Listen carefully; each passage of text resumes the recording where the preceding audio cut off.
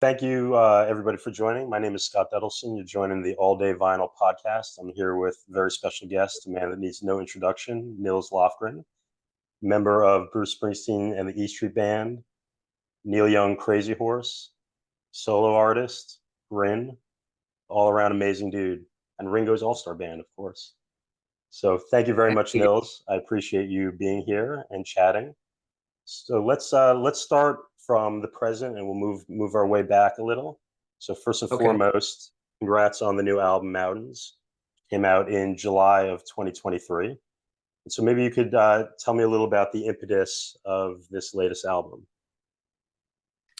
Well, of course, pandemic hit, and for the first time in my professional life, I went for 3 years without playing a gig. I play little clubs, play my own music, a lot of acoustic duo shows. Just for the pandemic hit, I did an actual band tour. The great band did a double live CD called Weathered. Really proud of. But the little bars I play just weren't safe. My doctor, I'm 72, got some health things. They said you just can't go into those places with COVID.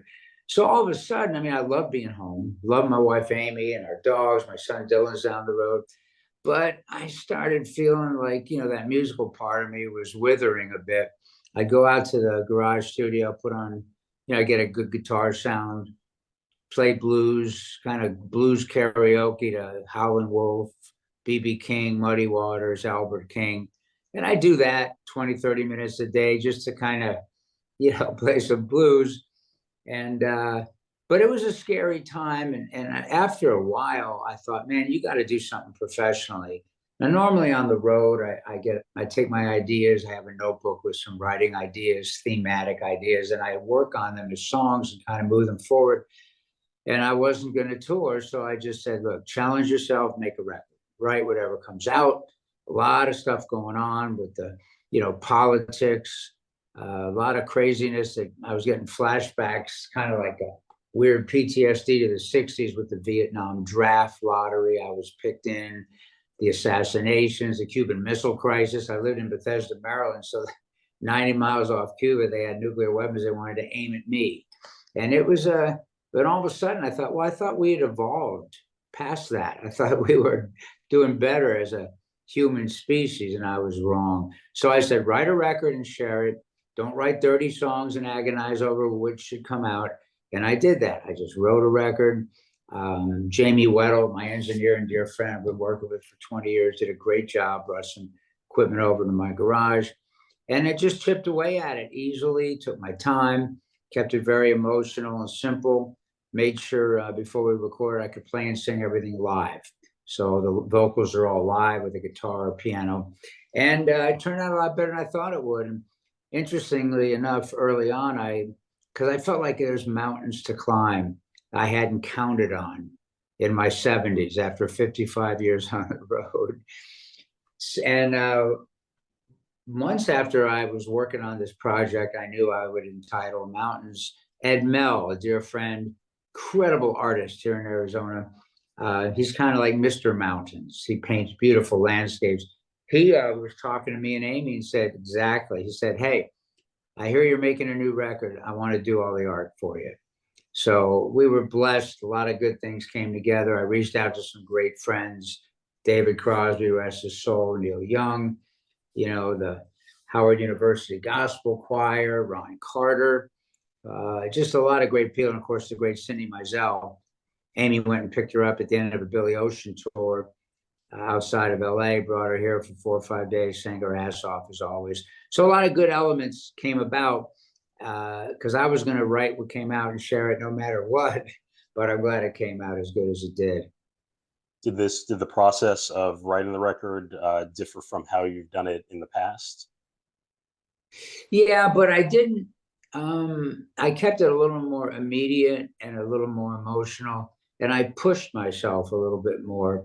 A classic example: one morning, just in I would on the road. Of course, the shows wind you up. I can't sleep for hours, and I finally drift off 4 or 5 a.m. At home, I get up really early. I get up sometimes when in the dark, 5, 6 a.m. My big dog Rose, our 105-pound dog Rose, comes out, keeps me company, and I would write just calmly in my notebooks, look at old songs that might be appropriate. Rose, we just talked about you, you giant dog. Yeah, that's Rose. Here, turn around and say hi. Hey, Rose. Cute dog. Yeah. Hi, Rose. I got no treats. Sorry. But anyway, one morning I had this great D35 Martin set up in the living room. It was a gift from James Caan, Jimmy Caan, the great actor. He, I don't know why he gave it to me. Mainly, Jimmy was a great musician, actually, sax, guitar, just could play anything really well. But he was like, I don't use it. I don't use it. If I give it to you, you'll use it. I said, yes. So he gave it to me. So I made an open G tuning, fiddling around. I found this cool riff. And the night before, I'd stumbled on the title, Ain't the Truth Enough? Of course, looking at the madness on the planet, I'm like, can't the truth be enough? I thought it kind of was up until recently. I didn't want to do a superficial thing with it. And I thought, I got to do something deeper with this, what I thought was a good title and really cool riff I found. And then, you know, my wife, Amy, who's been fighting on social media, Twitter, Instagram, mainly Twitter with, you know, for human rights, all rights, you know, children's rights, and, you know, big battle with people that seem to think democracy's in the way of everything because having $10 trillion is not enough. I need more. That's the disease. I need more. But I thought, well, what would happen if a mother, a fierce mom, was dealing with a husband that just walked back in the door fresh from the January 6th insurrection? I thought, well, now that, because there's a war on women, there has been, and it's really picked up recently. And I thought that would be a deep theme. Wrote a song. It took me a day. I stayed with it. I kept pushing myself. It's like, don't wait for inspiration. Keep writing. And that kind of thing is how the record happened. I didn't, you know, write anything I didn't feel great about, but if it wasn't right, I kept pushing instead of walking away, coming back, walking away, coming back. So that was different because I really wanted to get something to share that spoke to where I was at. That's one of the best songs on the record, I think. The video, we made a video if anyone wants to check it out. Ringo Starr, the great Ringo, played drums, and he sent us the live footage of him playing drums, sang on it for me. Cindy Mizell sang her ass off because I needed a woman to play the part of the mother. And just, you know, kind of a magical moment. I sent the track to Ringo because, you know, I said, I'd love you to play on my record. And I thought I'd go to LA and we'd set up and play. Kevin McCormick, great bass player, played on the track. A couple others with Andy Newmark on the album. We once recorded a song in LA. I forget, for the album Silver Lining, called Walking Nerve. And it was me, Ringo, and Kevin live in a room, no baffles, just power trio. It was magic. And I thought, I got to do that again. But finally, Ringo said, no, COVID, you got to test everybody, studios, dragging your shit from Scottsdale. Make a track that sounds good to you, send it to me. I'll play on it. That's what we did. And I sent him the song, not knowing, you know, if he'd want to, because as a courtesy, I wanted to feel okay about it. And he called me the next day. Ain't the truth enough? He was singing it to me. I thought, well, that might be a good sign. And he said, I love it, man. Send it. I'll play. And he killed it. And, you know, just backroom musician stuff. Kevin McCormick, who I love. I said, look, Kevin, I need you to play bass on this before I send it to Ringo. And Kevin said, send it. I will. But you have to promise me after Ringo puts drums on, I get to play the bass again to Ringo Starr. Said, done. So a lot of cool things, grassroots stuff, but it really came out great, and I'm proud of it. It's great. And I want, you know, on the subject of Ringo, I want to read a couple lyrics you wrote for "We Better Find It," which are my favorite on the record, and it just speaks to the theme throughout of where we're at in society. You go, yeah. Wise Ringo always says, "Peace and love. Let's keep our hammers sheathed. If you must use them to beat sense into your raging brothers, and try to help them heal and breathe." Yeah, it was funny. I called Ringo about that. Hey, man, I took your Peace and Love off the internet. Do you want to hear the track and approve it? And he said, all I said was peace and love. I said, yeah. I said, it's one of your songs? I said, yeah. I said, just use it. Amazing.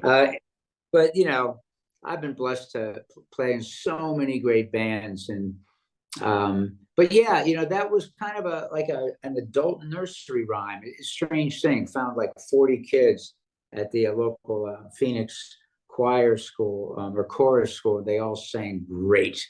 And it was just kind of from perspective of kids looking at us, the adults, mine in the store going, what the hell are you doing? Why is all this, genocide, turmoil, hunger, poverty? You got like 15 men that own 80% of the world's wealth.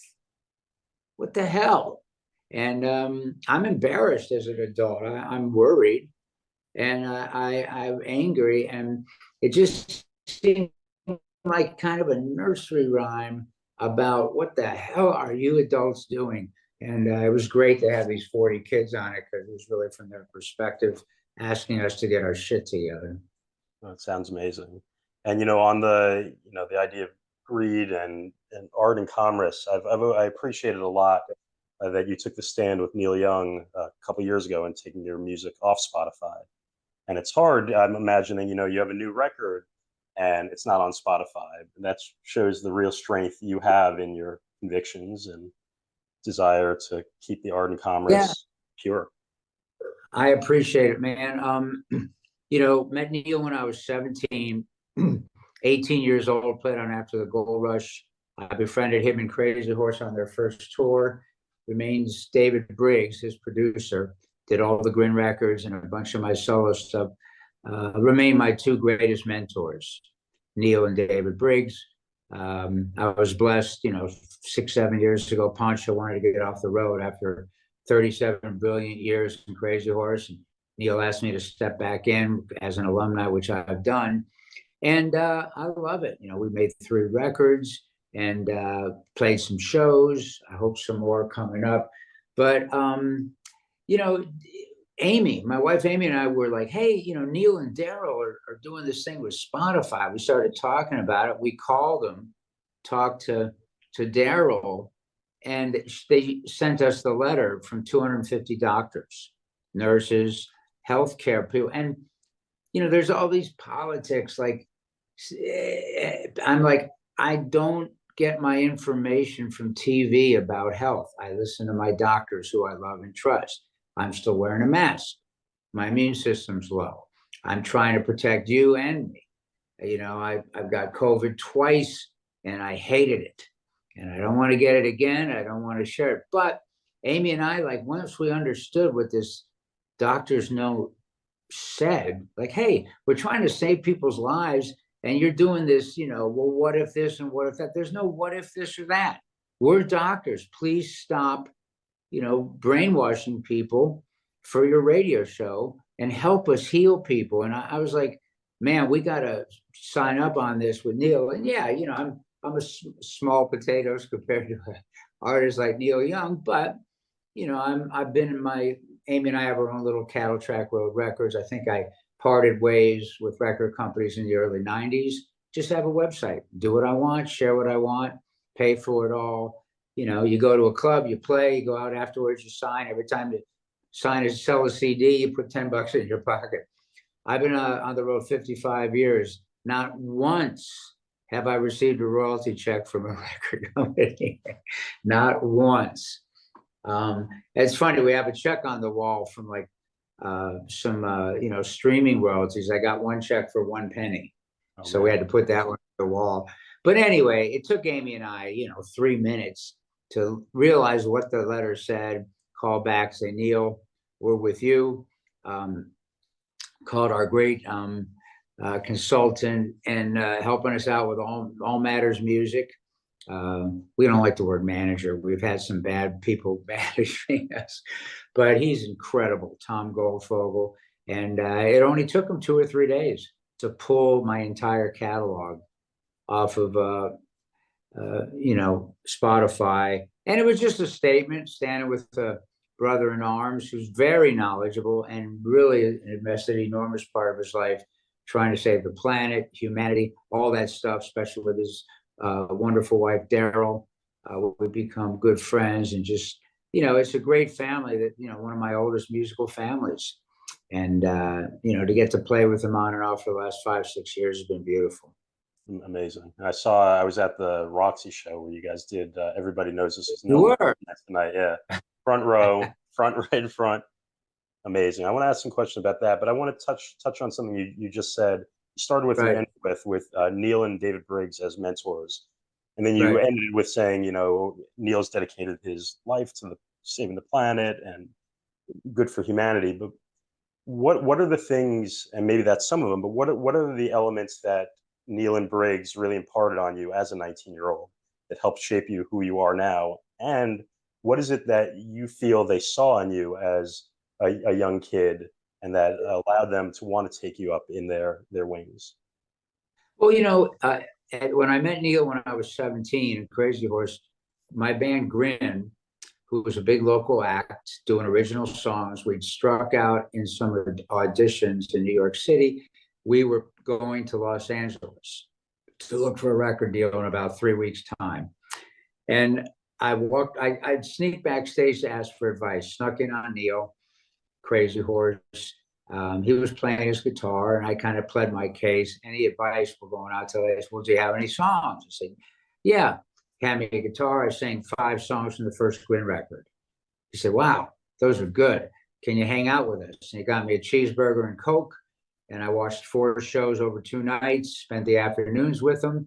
Said, look me up when you get to LA. And true to his word, he kind of took us under his wing, turned us on to David Briggs, his producer, who really was hands-on, produced our records, finally found a deal. I moved in with David after living in a rental house in East Hollywood, Normandy Avenue under the freeway. And we made our way. But, the thing back then, there was no video. You have to understand, there was no internet. A lot of people didn't even have answering machines. There was an immediacy and there was no distraction. Everything was, you're not at a show looking at your camera, watching your favorite artist. You're just there. And there was a presence that I can't almost describe now living in this internet world that was so valuable. And living with David, I saw Neil 4 or 5 days a week. I mean, I just tagged along. And, Neil would come and play with us at the watering hole there. It was called the Corral, Topanga Canyon Corral. Funky, beautiful little bar. My band Grin became a house band and played there a few nights a week. Every Monday night, for people that lived in Topanga Canyon only, Taj Mahal and that great first band with Jesse Edwin Davis would play free. And of course, David and he was a pretty rough guy. He could be rough. David and his buddies would chase out people trying to sneak in from San Fernando Valley, and they weren't polite about it. Get the hell out of here. You don't live here. And it was just a beautiful thing, and it was very real and honest. Neil played with us one night. It was great. And so the next day we drive up to Neil's house, and this mentor thing, this is a good example of it. I'm feeling like on cloud 9, jammed with Neil for a whole set. We were a trio at that time, power trio. Go in, Neil's like, man, that was fun. Really enjoyed playing with you. The drummer is solid. It was fun playing off of him and you. And then say, Nils, you need a better bass player. Fire your bass player. Get a new one. And I'm like, what? I'm here to enjoy the moment of last night. I'm not here to be educated by these brilliant, ruthless, savvy young greats. And it was just a great example. Like, it's not like, some guy in high school said, oh, yeah, that was good. Maybe you should. I said, it was Neil Young and David Briggs. He played with us on stage. So what was I going to say? I couldn't say anything. We went and got a better bass player. And it's just, there was an honesty, and these guys are like big brothers. And I was around so much living with David that kind of stigma went away, where of course I was nervous and like, oh my God, trying to get something going. I'm a high school dropout. I can barely make a living, but my heart's in seeking this. And those 2 guys brought an honesty, but a friendship that really just indelibly stamped me. Like a year later, I'm 18. We're making this album after the gold rush. Want you to be in the core band, playing guitar, singing piano. I'm like, wait a minute, what did you say? I'm not a professional piano player.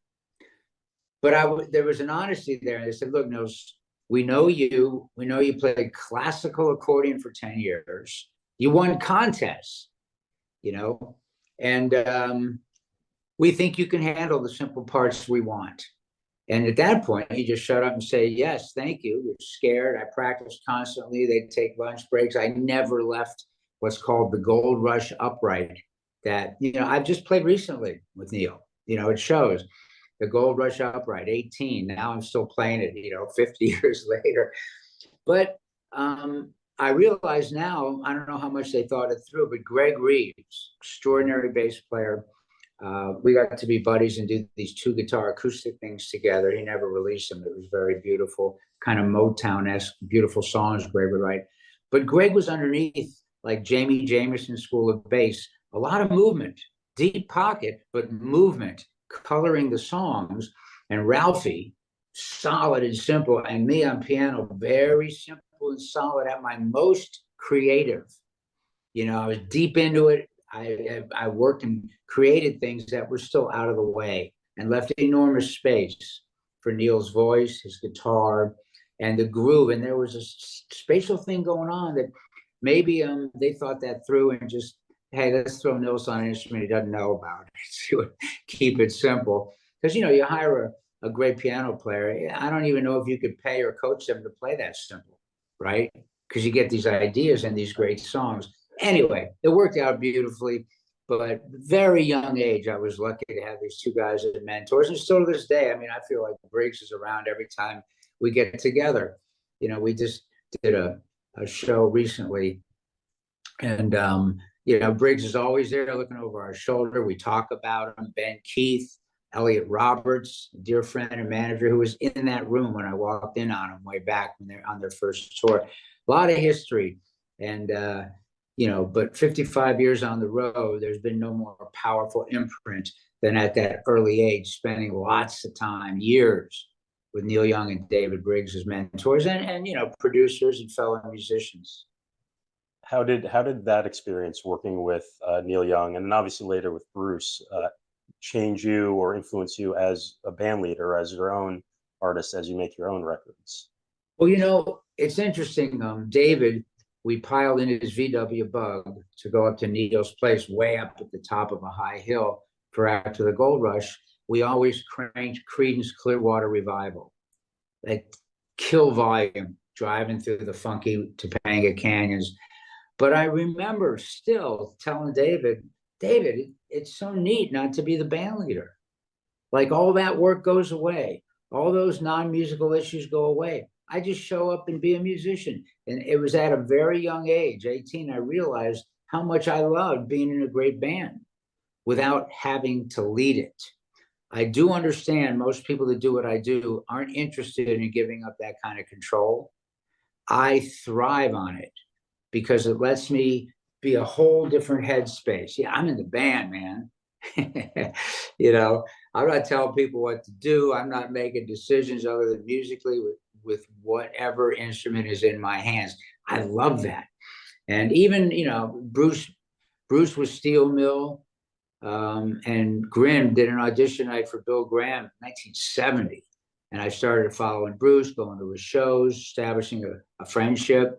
And even way back, you know, I would stay at the Sunset Marquis in Hollywood before it became a big, famous, hip hotel with the whiskey bar. You know, but it was just a funky place. Musicians like it. It had a little kitchenette.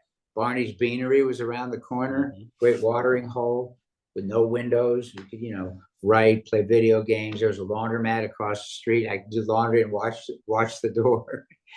But you know, Bruce and I, we took some drives, listened to music, go up on a sand dune.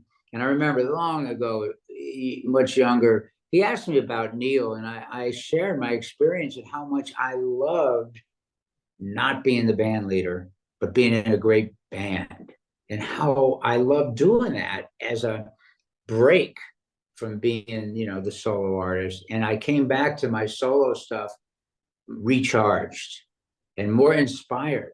And it was a big break from it, but it wasn't a break from music. I was still deep in music, creating, but not as the band leader. I had to write everything, dictate everything, produce everything. That was a huge, and Bruce filed that away. He filed that away. He's a good filer. And of course, years later, we stayed in touch. I go see him play all the time. Loved his songs, still do. But I think that has something to do with him, giving me kind of an audition for a couple of days and getting the job in the band, knowing how comfortable I was being in a great band and not having to lead it and not having to, be even a second lieutenant, just be a guy in the band. I love that. So anyway, a lot of great stuff came, and the wealth of it, the seeds of it came from David Briggs and Neil Young's adventures that I had at a very young age. Amazing. And you started that answer with talking about Creedence Clearwater. I listened to some of the Rockality episodes, and you have one great one. I'm not going to spoil it, but of you and Briggs in the studio with CCR. Yeah. And I just want to take it back because those Rockality episodes, which you're doing, they're on your website. You could download them and stream these great stories of yours. You have an incredible memory of just details, because there's some of those episodes you're talking about, like the food that you would eat after a show, or restaurants. And you mentioned Bruce files things away, and Neil Young obviously is an archivist. Are you like that, where you keep your past to trigger these memories, or is it all just in your body? Well, it's a bit of both. There's some things I just can't remember, because there was so much going on all the time for the last 55 years as a musician. But a lot of things, it was such an imprint on me that it was like a movie that got stuck in my head. And it's strange because I still can remember being there. And of course, the Rockality stories I share, for whatever reason, I've been imprinted and blessedly very vivid memories. There's another, one of them, great stories about Jimi Hendrix opening for him on my 19th birthday. And we had 3 shows to open for Jimi Hendrix. He was the reason I thought I wanted to try to be a professional musician. The Beatles and Stones kind of took me off classical accordion and exploded me through them into Stax Folk, Motown, the old blues, British Invasion, American counterpart. But then I saw Jimi Hendrix, and we played in teen clubs, great, Animals, Hollies, all those great bands, Buffalo Springfield, Stax Folk, Motown. Nobody ever thought in the mid-'60s, where I grew up, it never occurred to us you could do that for a living. Never entered our mind. Saw Jimi Hendrix.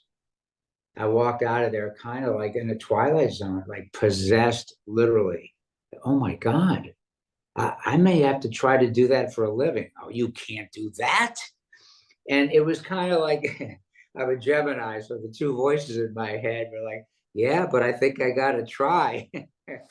And try I did 55 years later. Anyway, that's a great story because, playing for Jimi Hendrix, opening act, and he got an all area pass, so you get to sit on stage and watch him. And David Briggs, again, like, Nils, it's your birthday. You got to go knock on the trailer door, say hi to Jimi Hendrix.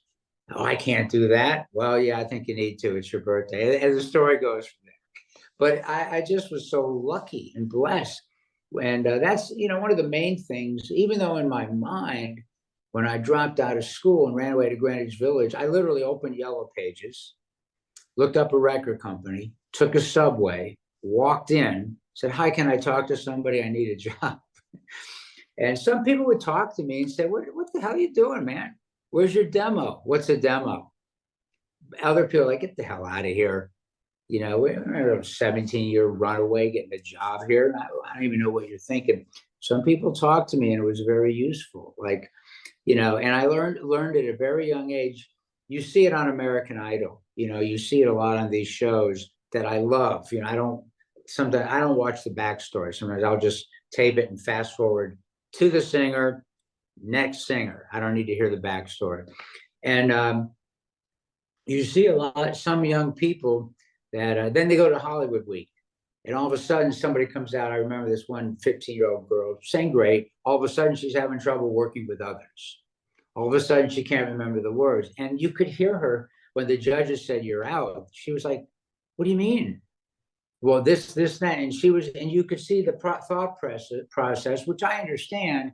Like, well, when I'm selling millions of records, I'll have the stylist and the person that'll, show me the lyrics and have a teleprompter. It's like, no, no, no, no, no. You don't get any of that shit until you get really good. Right. And she walked off in a daze, not understanding.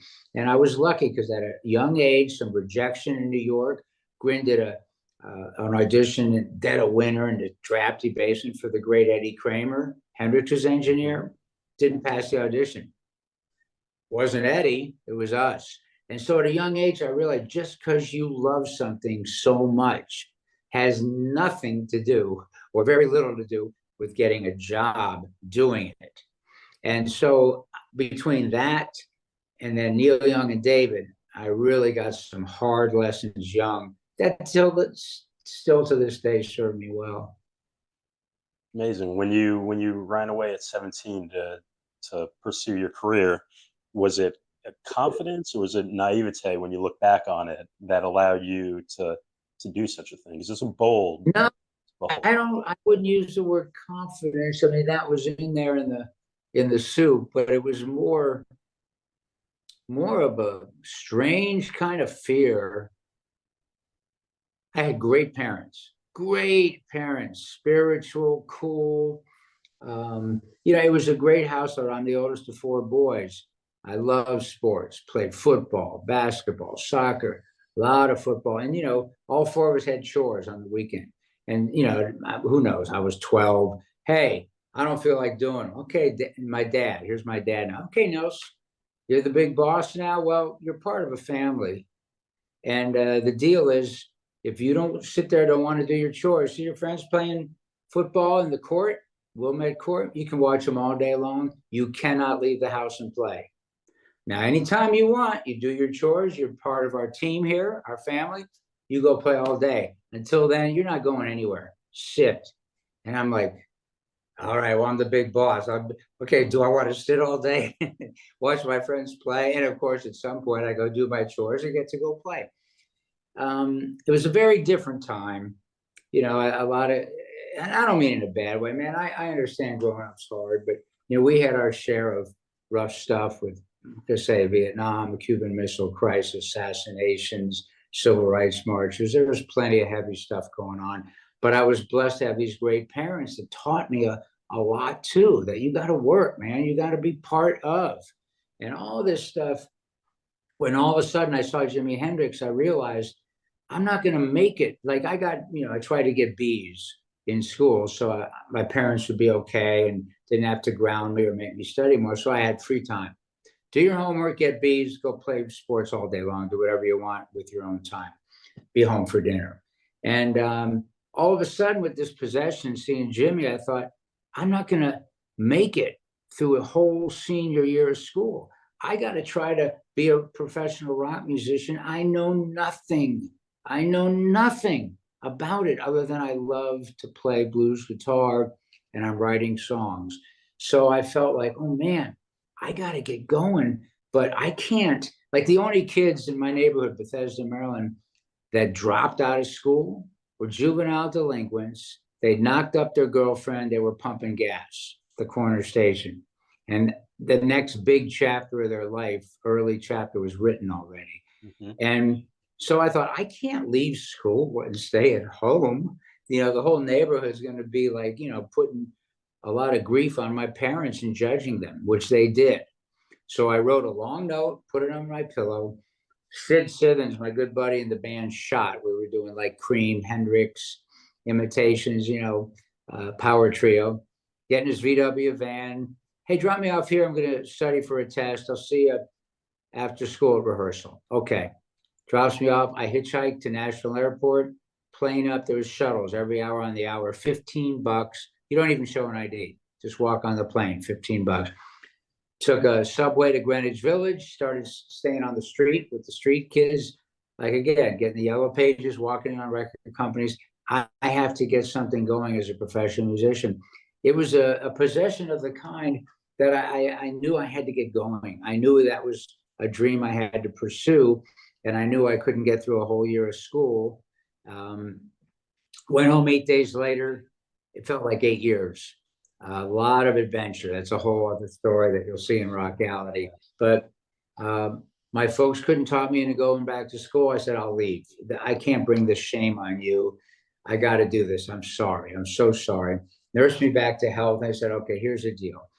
We're very upset you're not going back at your diploma. We'd like you to do that, but we like you go to music college, all that, but we get it. This is what you got to do. So let's try this. Live at home, do all your chores, obey all the rules, pay rent. It's not a free ride. And let's see how it goes. Because, most parents would have been, they would have just beat me back into school, said, hell with that music, rock and roll crap dream, get an education, go to college. But my parents saw me studying accordion since 5 years old. They knew I had this love of music and a gift I did not ask for from them, some higher power. And it worked out. I started calling the next day, in the elevator, every fraternity, every bar. And in Washington, D.C., much like a lot of towns in the late 60s, there was a lot of work. There were no video, there were no DJs, a lot of work for bands. Didn't pay. I mean, you made a little, but it was work. So I got Grin together. We started playing anywhere and everywhere for free if we had to. I wrote songs. We became a big local band, struck out in New York, went out to LA, and I was walking on musicians all the time. Baltimore Civic Center, I got this cool Telecaster. I got my first guitar. Hey, Jeff Beck needs this guitar. I just got to give it to him and I'll come right back out. And, I'm little, I'm 5'3". I'm not, bullish or and a lot of times things were loose back then, and some security guard might be, well, all right, but get right back here. And I'd go in, of course, I'd never come back and, try to meet people and ask for advice. And some people gave me it. Neil Young handed me a guitar, let me sing, had me spend 2 days with him watching 4 shows. I mean, I love Neil from Buffalo Springfield. I had no idea he was that great as a guitar player and a songwriter until I saw those 4 Crazy Horse shows with Danny Whitten. And then, a couple of years, thanks to Briggs and Neil, Jack Nitzsche and I joined Crazy Horse to make the definitive Crazy Horse record with Danny Whitten alive. All of a sudden, Ry Cooder's sitting there standing next to me playing Bottleneck. I mean, had a lot of great stuff going on at a very young age that imprinted me.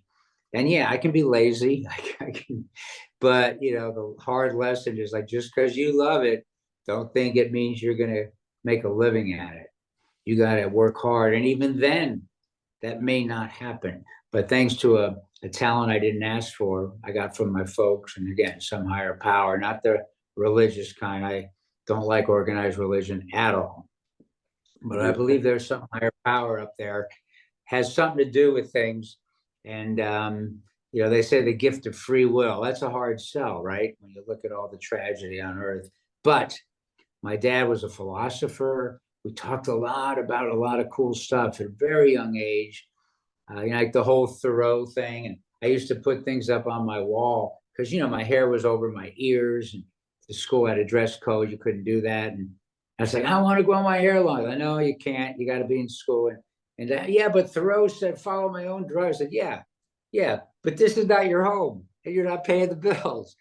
Go follow your own drum, make a living, have your own home, grow your hair as long as you want. Here, there's rules. Don't confuse. And it was great because it was this good-natured kind of give and take argument with an amateur philosopher, my dad, who was serious about it. He studied the greats throughout history, back to Aristotle, all the Plato, on and on. We'd talk, we'd write things down, we'd discuss. And it was just another, great lesson and an early path to some maturity that I got from my dad and mom. And, that kind of helped me handle what Neil Young and David Briggs were throwing at me at a young age, too. And your younger brother, Tom, famously joined you in Grin a couple years later. Did your parents have a crazy case of deja vu at that point? Well, another big plus to my parents. So, here I am, high school dropout. I got Grin, I'm making a living. We realized after our second album, we need another person. We're not a power rock trio. There's all these different sounds on our record, simple records, but there's another sound. So, Tommy was my first guitar teacher. I'm playing accordion. My dad had a beat up acoustic. Tom starts learning chords, starts showing me. My ninth grade variety show, I played Beatles medleys on the accordion. And another funny thing, there's a band there, 3 guys, Howie Queller on drums, who's still a dear friend. He's a doctor in Texas.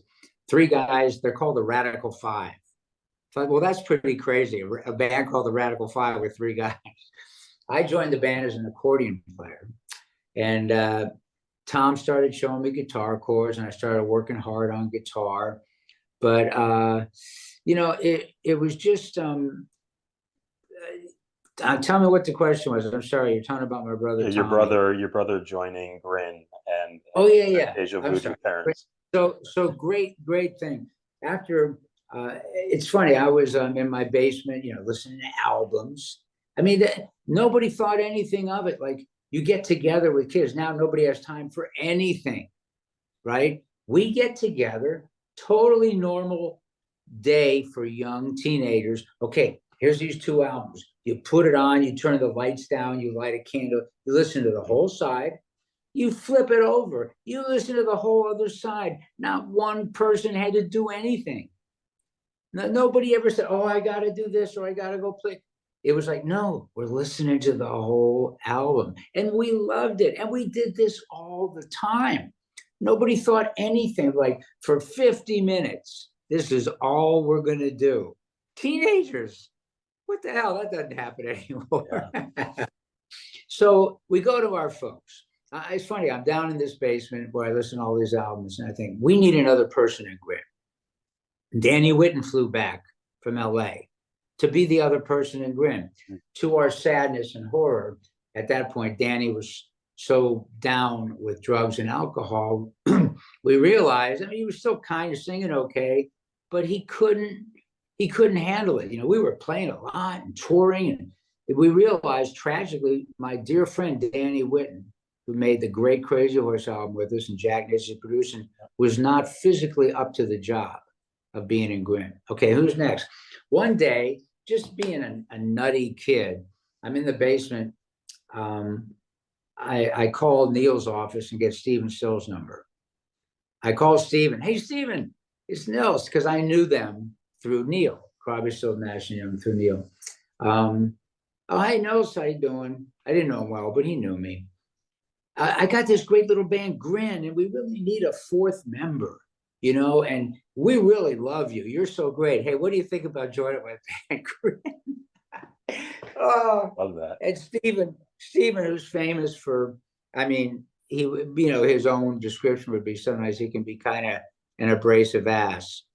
He could have just ripped me to shreds, but he didn't. He said, well, Nils, I'm not going to come to Maryland and be in your little 3-piece band. I'm down in Florida, Biscayne Bay, working at Criterion Studios, making my 2nd solo album with a big band. Why don't you come down and play with us for a month? So here I go, play with Stephen on his 2nd album. And that was a beautiful experience, to be working with him. The sessions wouldn't start till midnight. We'd play all through the day, go back when the sun's up, this beautiful rental house on Biscayne Bay.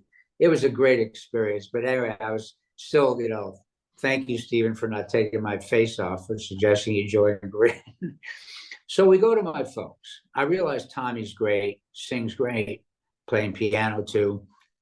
And it took a lot of an extraordinary comfort level, which we had in our home, to go to our mom and dad and say, look, this is going to blow your minds, but we want Tommy to join Grin.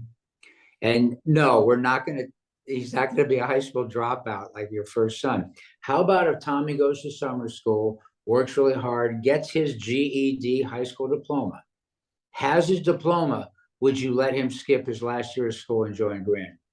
They did. Who does that? It was like this strange kind of deal we proffered, me and Tommy, and they went for it. So, that's another big, I would have to say, as much as David Briggs and Neil Young imprinted me, my folks were a bigger influence. Encouraging music, paying for 10 years of lessons, knowing this was a love that they shouldn't stifle me And when most parents, the initial reaction, they just weren't that evolved or open to letting their kid try something like that at 17. And I get that. I understand that. So anyway, I got a lot of lucky breaks and a lot of love from a lot of great people. Top of the list, my folks, and on from there. Amazing. And you have such, like I mentioned before in the Rockality episodes, just vivid recollection and just vibrant stories. Do you feel a strong nostalgia to some of the early works that you did with Neil or Stills or with Grin?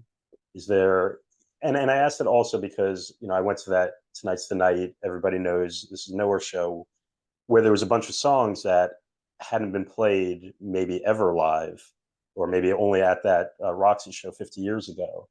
Yeah, that was that What is was that the like? one. Were you there night one or two? I was night one. Night one. Yeah, night two was our favorite of the two. Yeah. But they were both great. It's funny. Night one, we had like a funky stage sound, and it was just kind of like, what the hell? And then Neil, because we didn't know, sometimes Neil will say, I don't feel like writing a set list. Let's just go out and play what we feel. Yeah. Now that's loose. But he said, you know what? I think we're going to do the entire Tonight's the Night record, front to back, take a 5-minute break, do the entire Everybody Knows This Is Nowhere record. And we all knew that this would be the only time that ever happens. And we did it. And of course, we did it again the next night. And, now we were used to what we were being thrown at. So the next night felt a little better, but both nights were great. And, I woke up and getting rave reviews about the first night. And I said, I thought we sounded kind of funky from on stage. But I started going to YouTube and I realized Tim Mulligan, longtime friend, way back with David Briggs, Neil's great sound man for decades and decades. What he did in the audience sounded great. He didn't make the mix we heard on stage, which was kind of funky and raw. He made it all meld in the audience. And I had to say, man, Tim, you really made that night happen, because on stage we couldn't hear what we needed. The next night we dragged Ralphie's drums out, so we were more a little on top of each other, and it was a better night for us. But both nights in the room came out great. And we're a raw, funky band, and we don't worry about it. We just follow the rhythm section, follow each other. And having Mike and Nelson was so great, because I played with Mike a lot on the Bridge School benefits with Neil, gone and seen him play with Promise of the Real.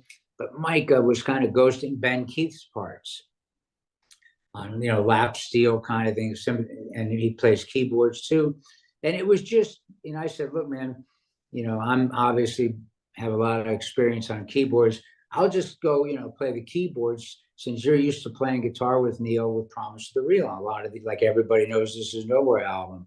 And doing for Neil to do in the middle of this funky bar, noisy bar, do songs like Round and Round.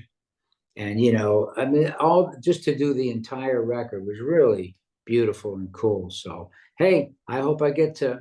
I'm at this point, I'm just grateful as hell for my 55 years on the road and being all these great bands. Of course, first two Ringo Starr All-Star bands, and getting to play with people like Branford Marsalis, Willie Nelson. I've just been really blessed, and it goes way back to those early days on after the gold rush, driving down to Panga with David Briggs, cranking Clearwater, going, man, it's so great not to be the band leader. All that shit went away. And I've embraced that my whole time. Funny, it's Hollywood, it's the music business. I remember in '89 when Ringo called me. That's a whole other story, but long story short, I want you in my first all-star band. And someone was saying, some A&R guy I knew, I saw him, because I lived there in a rental house. I'd see him at a bar. Hey, are you thinking this through? So what are you talking about? Well, you got a solo career. And, what's it going to look like taking time off and going to work in some other band? I said, dude, it's the Beatles, drummer Ringo Starr's band. There's no, and I just was amazed that someone would question the thought process. But again, thankfully, I knew from my early young experience, thanks to my folks, Briggs and Neil, that, man, if your heart's in it, go do it. I mean, I've never had any big hit records. Not like I have some, career to protect. And you mustn't be seen playing rhythm guitar for anyone else. Well, why not? I love it. So anyway, it's been a great ride, and I hope a lot more to come. That's amazing. And that Ringo All-Star Band, didn't it include like Dr. John and Rick Well, Danko? that's a good story. So I'm sitting here. I met Ringo in '85. We became friends. Talked to me. Come see me play in England, where I went every year. And he said, I went in my first band. I said, you got to be kidding me. We're going to do a round robin. Everyone's going to do 2 or 3 of their own songs. 4 months, get your songs together. Here's where we start. We're going to rehearse at SIR in LA. And I'm like on cloud 9.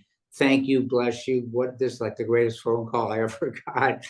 And I went to say goodbye. I said, well, wait a minute. Don't you want to know who's in the band? I said, well, you're in the band, Ringo. He said, yeah, I'm in the band. I'm the band leader. I said, that's all I need to know. And he said, and he laughed. He said, okay, well, thank you. But let me tell you who's in the band. You and Joe Walsh on guitars, Dr. John on piano, Billy Preston on organ, Rick Danko and Levon Helm from the band, Jim Keltner as an all-night drummer, and your buddy Clarence Clemens on sax. I was like, excuse me? That's the band I'm in for 4 months. Amazing. And, I mean, even Ringo to this day will admit that's probably the greatest cast assembly of talented characters in history. Sounds like it. Are there any musicians that you're still pining to play with after all these years that either you haven't or it's been a while? Well, look, I've jammed with so many people. A lot of them are gone. Ray Charles, Sam Cooke, Aretha Franklin, Etta James, a lot of those old school R&B guys, Muddy Waters, Howlin' Wolf, and Prince would have been fun. I mean, but there's so many great players, and I don't even kind of like pine to play with anybody at this point because it's embarrassing wealth of riches when you look at who I've gotten to play with. Yeah. And it's not just Neil Young, it's Crazy Horse, Ben Keith, all the different bands. Ringo's second All-Star band, the third tour I went and opened, I was the opening act on acoustic guitar. It's insane how many people I've gotten to work with. But again, I thanks to Neil and Briggs, I learned at a young age, keep your heart and mind open, because those things really, keep you deep in music, but really take you away from that tunnel vision of solo artist thing. And when you come back to it, it's like a vacation, and you're refreshed, but you're not rusty, man. You've been down in it, just, as a member of a great band. So it's all been a great ride, and, I hope there's more to come, knock on wood. I mean, right now it's just 72, 55 years on the road, taking a little bit of a toll here and there. My wife, Amy, she's a professional cook, all organic, juicing, health. She loves music. When we first started dating, I was like, I don't know if, I mean, she was beautiful, but I decided to be in relationship retirement after my second divorce.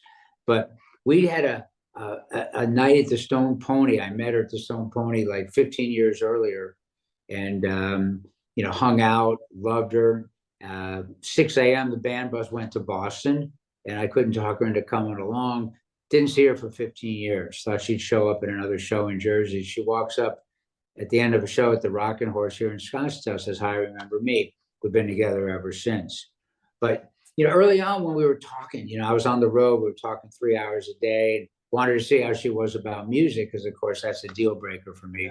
And I asked her, do you like music, this and that? And she recited the entire lyric to In Your Eyes by Peter Gabriel. And turns out, she's a lover of music. Like, look, music's the planet's sacred weapon. Billions of people a day turn to music to unite, to heal, to inspire, to comfort. Billions. And it remains, I discovered that as a sacred weapon at 5 years old, studying music, just like to get out of my head and the torment of growing up. I'm 72, and you're still, there's no age you reach. There's different challenges every point in your life. That's humanity. So to have that sacred weapon of music for all of us to turn to, you don't need to play it. You just, and I have a little guitar school at nilslofgren.com for beginners and intermediate. And people say, "Oh, I'm not." People used to say, "I'm not allowed to play guitar." I said, "Why?" Because I have no talent or rhythm. Well, who told you you need that? Oh, I just thought you did.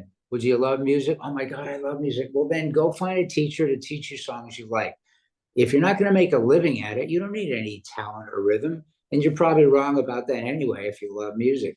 Go take a lesson or just play. There's so much information. It's such a great back when I was in school, you had to do an hour at gym, had to do an hour of like, music or arts or something with the arts. That's been taken out of school, a lot of schools, which is ridiculous. Absolutely. I still remember, I think it was eighth grade, took this music one composition class. And all of a sudden, I have a big background because I've been playing since I was 5. All of a sudden, it's like, okay, the assignment this month, you're going to write a string quartet. They teach you how each instrument is, the bass clef and different clef. You're going to write a string quartet as your assignment. You'll be graded. At the end of the month, we're bringing a string quartet into the room and you all get to hear your piece. And I'm like, that's eighth grade. Man, if you did that for kids now and give them an hour of athletics, we'd have a lot better, clearer-minded students. But hey, I was lucky that was my journey, and I've tried to put it to good use all these years. Well, you've done amazing, man. Thank you so much for all the great work, everything you've contributed to music history. I mean, it's extraordinary, and I thank you, and a lot of people thank you. Well, thank you, Scott. Right? Yeah, Scott. Yeah. I appreciate it, and I know I picked out a few albums, but just along the lines of all this inspiration and music as a sacred weapon, the Between the Buttons album by the Rolling Stones with Connection, all these great early Stones things that were so raw, kind of reminded me of like Tonight's the Night. Everything wasn't tight and put together. And back then, even the engineers, there were no drum machines. Now the Stones may have never used them, but it was just a funky era. And then, of course, Rubber Soul. I mean, Rubber Soul, are you kidding me? I mean, who could have a 4-piece band that sounds like that? And the songs and the harmonies, and there's no auto-tune. And you got to realize too, what the Beatles made, what I think is the greatest body of recorded music, there were no tuners. There were no strobe tuners to help you tune your guitar. You had to sit there. And I mean, I used to remember Grin. We'd play at a million colleges. We'd have to find some quiet room and sit there. Sometimes it was 45 minutes. Well, we're in tune. You're in tune. How come we're not in tune? What the hell's up with that? And it was, but to make all those records, there was a tension in that too, tuning that way without strobe tuners, everything's perfectly locked. And Rubber Soul was like every record was great, but to me, that was the real, raw, kind of sophisticated, raw Beatles record, kind of an extension of their very first things, and just learning to play for 8-9 hours a night in Hamburg and bars, and becoming so good at playing with each other with no drum tracks, with no tuners. And one of the classic records. And then Hendrix, all his records were great, but Electric Ladyland had that Voodoo Child's Slight Return. And, All Along the Watchtower, got to be one of the great covers of all time. I mean, I'm sure Bob Dylan heard that and went, Jesus, I would have not thought of that. Thank you, Jimi Hendrix.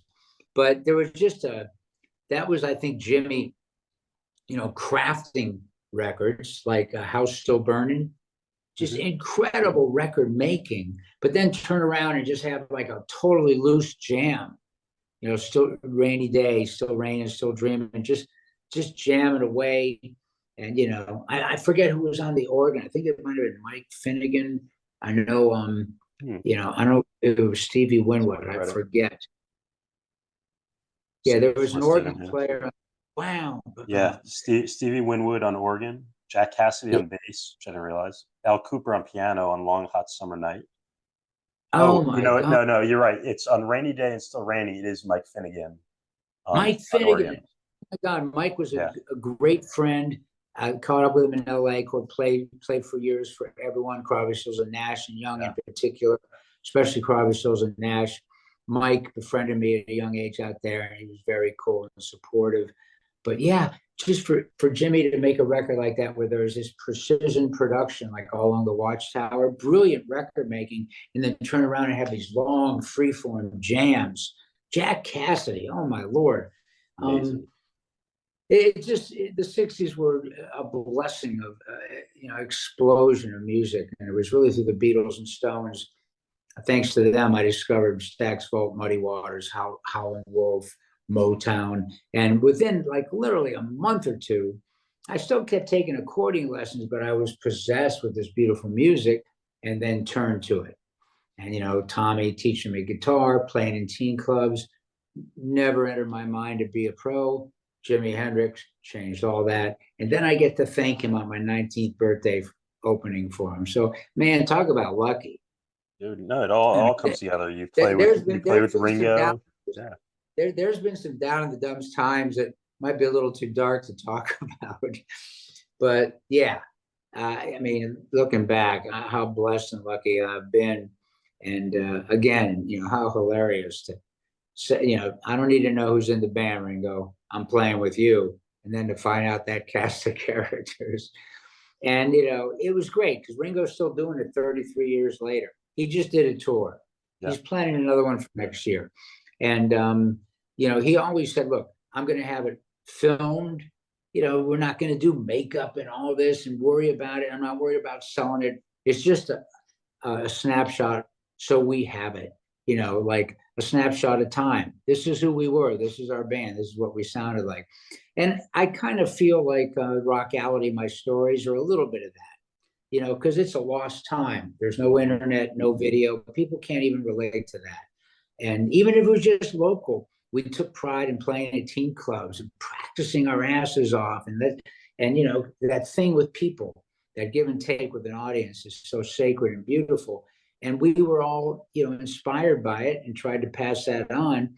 I had no idea at that time that my love of music was going to turn into a professional career, but it did.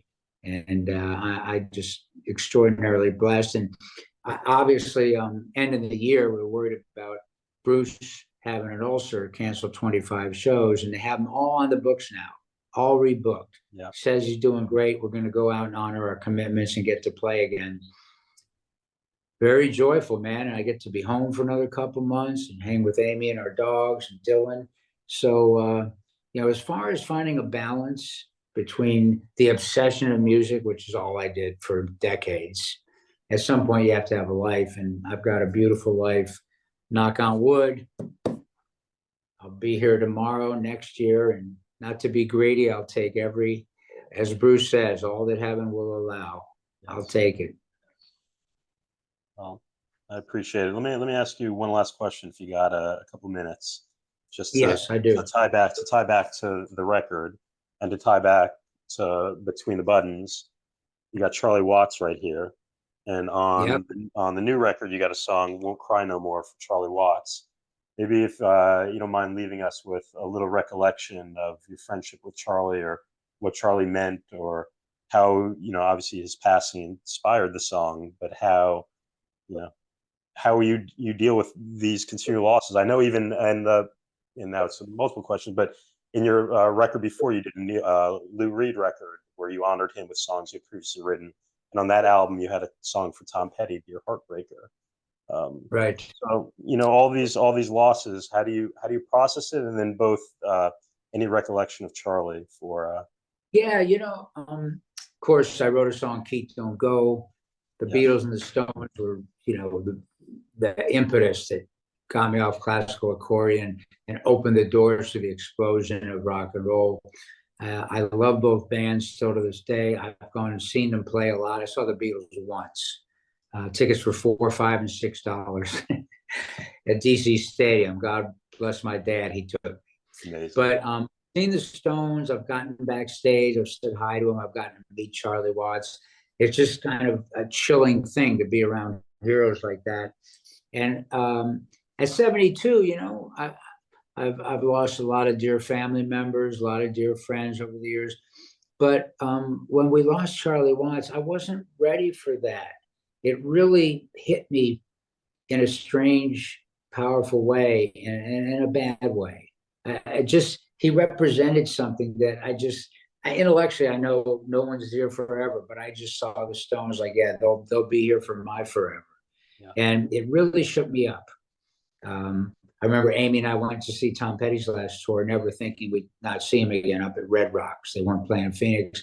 And after we lost Tom Petty, I would say for a year, my wife Amy and I cursed loudly in our home every day. We were so hurt and angry. That kind of happened to me with Charlie. I wasn't ready for it. And I intellectually just didn't have the tools to process it. I was really angry, really grief stricken, and it just shook me up to my core in a way that was very uncomfortable and unsettling. Okay, so one morning I'm making this album, Mountains. I get up and I just got this blues riff, and I just saw, cause I also started listening to Stones records and tuning into Charlie's drumming, and just kind of a reverent focus on that, trying to find some kind of healing and way to process his loss. And finally, this one morning, Charlie's gone. Still, I heard him today, and this song came out, and it was kind of a way to deal with, like, I was so rageful. I thought, damn it, I'm not going to cry anymore. Life's just too hard. I know intellectually people die there's genocide all over the world. Yeah, the world's on fire. But in my little world of music, that the Beatles and Stones opened the door to a life 55 years later, making a living, beautiful opportunities to share music. The sacred weapon of music became also a professional journey to share, which I couldn't believe. And I started writing this song. It went on and on, won't cry, Marlo. And the words kept coming, And then near the end of the song, damn it, I'm crying again. Tears are coming down my face. But at least it was a cathartic way to kind of honor Charlie and wrestle with his loss. That for me was helpful. Of course, the great Cindy Mizell sang her ass off. And I remember finally when the words stopped coming, I said, yeah, this might be it. And, this is the first song in 55 years, no bridge, no chord changes, one chord, one riff. It's about the emotion of processing that loss and trying to honor Charlie and what he gave us and say, all right, let's pick it up and go, man. You're still here. I'm still hearing you. I know you're coming through. I know, I believe the spirits of people live on, and I believe his spirit's with us. And he was with me making this record too. That's what I believe. But man, trying to access it through writing this song was tough. It was a rough chapter losing him. It's a great song, and it's a great album. So Nils, thank you so much for everything. I look forward to seeing you on the road with Bruce sometime this year. And yes, Scott, I'm so great to do this with you. Vinyl's back, of course, has been for a long time. But, really was happy to get Mountains done and out. I really feel great about it. Thanks for spreading the word. And hey, maybe, who knows, I talk to Neil regularly, and, he's a pretty beautiful, one of our all-time greats, no better songwriter. And like I said, he's got between Tonight's the Night and all the projects I've done and being in Crazy Horse, we're a very loose, funky, powerful, emotional band. Maybe you'll see me out there with them on some of the Breaks with Bruce this year. That would be a dream. That would be a dream. I used to go to, it's kind of a joke, but I'd go to the management, like Frank Gironda.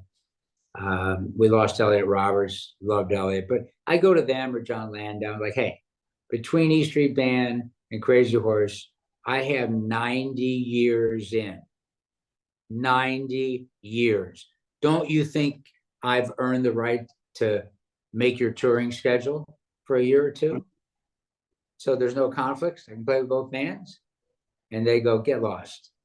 They don't want to hear it.